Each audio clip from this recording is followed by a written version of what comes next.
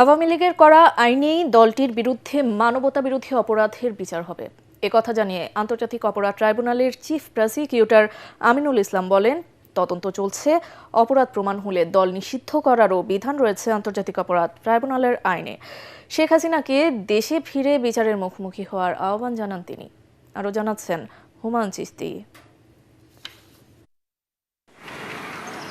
২৪ জুলাই গণ আন্দোলনে গণহত্যার হুকুমদাতা হিসেবে আওয়ামী লীগ সহ ১৪ দলের বিচার চেয়ে ওই বছরের ২রা অক্টোবর আন্তর্জাতিক অপরাধ ট্রাইব্যুনালে অভিযোগ দায়ের করেন জাতীয়তাবাদী গণতান্ত্রিক আন্দোলন এনডিএম চেয়ারম্যান ববি হাজ্জাজ।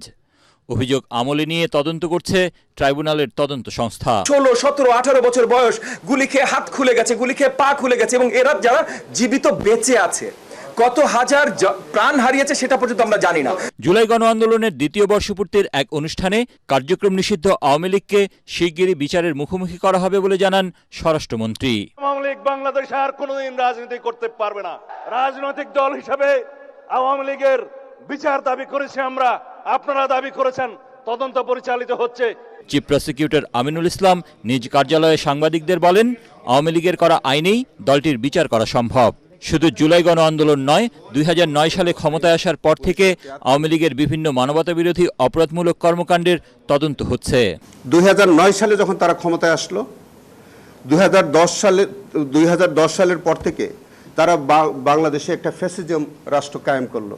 বাংলাদেশ আওয়ামী লীগ দল হিসেবে যেমন তারা নানান অপরাধ সংগঠন করেছে, ঠিক একইভাবে ব্যক্তিগতভাবেও তাদের সুপিরিয়র রেসপন্সিবিলিটির দায় থেকেও তারা নানান কর্মকাণ্ড এবং ব্যক্তিগত দায় থেকেও তারা বিভিন্ন অপরাধমূলক কর্মকাণ্ড করেছে।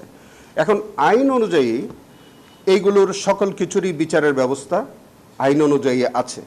সেটি আপনি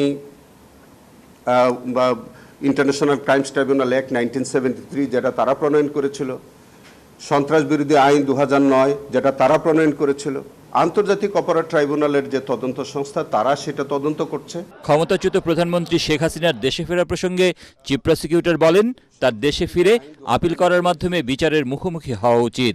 তো ইতিমধ্যে তার এই যে স্ট্যাটুটরি পিরিয়ড সেটা কিন্তু ওভার হয়ে গেছে, এবং সেখানে আমাদের রুল 37-এ সেখানে বলছে যে এই সময়ের মধ্যে যদি আপিল করা না যায় তিনি আর আপিল করতে পারবেন না, এই বিধানটা আছে।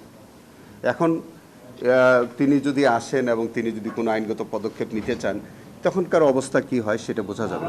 তবে আমরা চাই যে তিনি দেশে আসুন, তিনি তার বিরুদ্ধে যে দণ্ড আছে তিনি সেটা চ্যালেঞ্জ করুক, তিনি আপিল ফাইল করুক। আওয়ামী লীগের বিরুদ্ধে সন্ত্রাস বিরোধী আইনের আওতায় আলাদা তদন্তের সুযোগ রয়েছে বলেও জানান chief prosecutor. Humayun Chishti, ATN Bangla, Dhaka.